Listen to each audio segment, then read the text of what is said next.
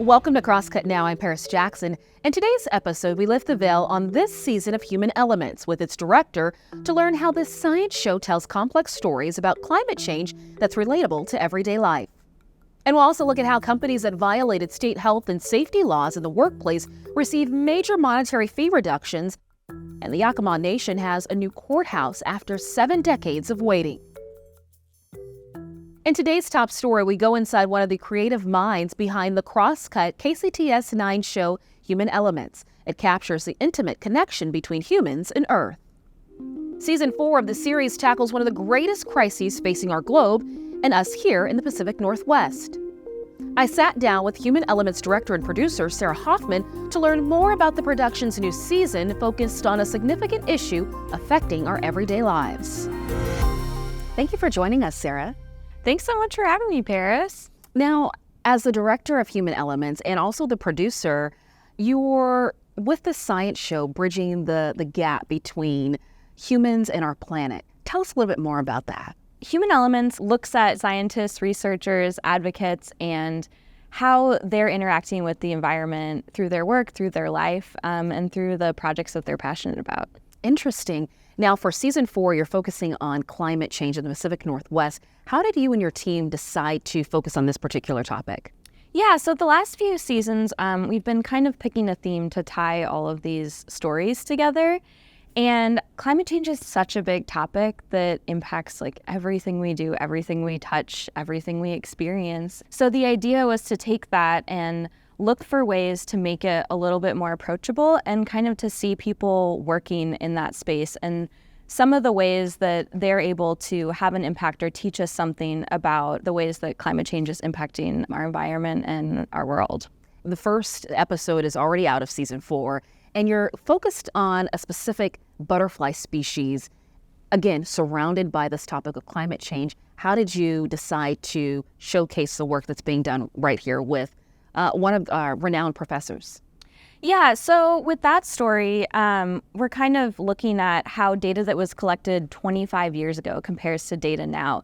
And so this butterfly is just one example of a way that we can see how our planet is changing and how maybe some animals might be able to adapt and what we can learn from that. So you focus on climate change here in the Pacific Northwest, and you're traversing all over this region. Tell us about some interesting places you've been able to go.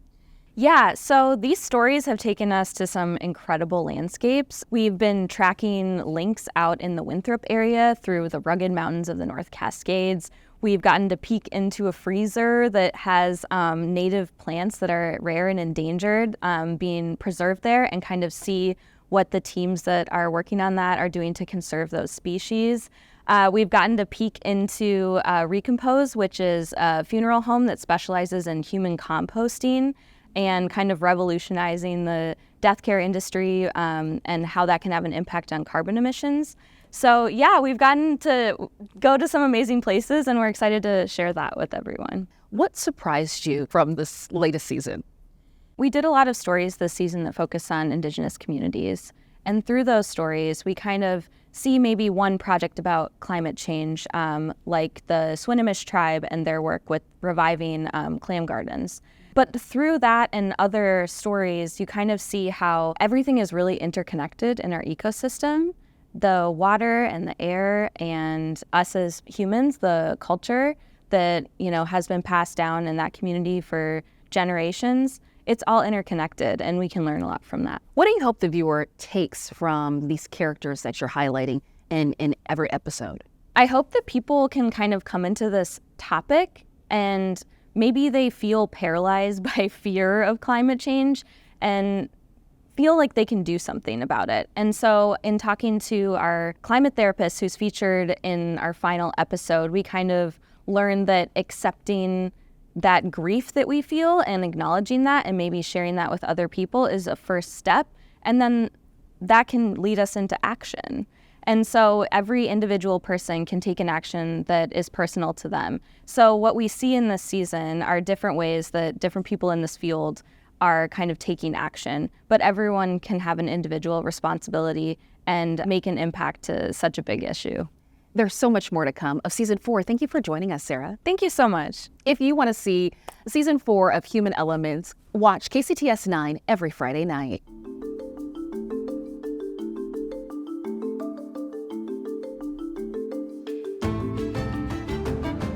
Are Washington companies found to violate state safety and health laws being let off the hook easily?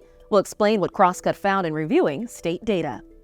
Companies that violate health and safety laws on work sites can be issued monetary fines by the state, and Crosscut has found that a large percentage of those fines are substantially reduced through appeals to the state agency responsible. The Washington Department of Labor and Industries is tasked with ensuring the safety of most workers in the state. In 2019, L&I touted the penalties against a dairy and bottling distribution company totaling $1.8 million as the second largest in state history at the time, but that noteworthy amount was reduced by 75% after an appeals process. Crosscut data analysts found that more than a third of health and safety penalties are later lowered. Between 2017 and 2021, that amounted to more than $15 million in voided safety fines. L&I spokesperson Matt Ross wrote in an email, "The goal of compliance isn't to collect fines, it's to keep workers safe on the job."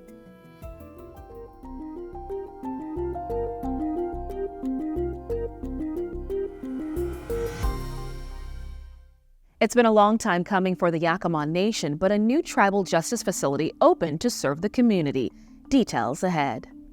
A Washington Indigenous tribe is now conducting business in a new building after decades of effort and multiple letdowns. Last month, dozens gathered for the opening of the Yakama Nation Justice Center in Toppenish, Yakima County. As Nika Bartu-Smith reports for _News and ICT, the Confederated Bands and Tribes of the Yakama Nation's courthouse had been in a double-wide trailer surrounded by a cluster of other trailers since the 1950s that included the police station, clerk's office, and tribal court. In 2012, members of the Yakama Nation began fighting for a new building, and after 3 failed attempts to secure grant funding, in 2019, the Department of Justice finally approved a grant to build the new Justice Center, but delays struck during the COVID-19 pandemic. Now 4 judges serve on the Yakama Tribal Court. Beyond the modern new facilities, the new building will allow for an expansion of services. You can find more on this story from _News and ICT, a news partnership that covers Indigenous communities. Go to ictnews.org. I'm Paris Jackson. Thank you for watching Crosscut Now, your destination for nonprofit Northwest news. Go to crosscut.com for more.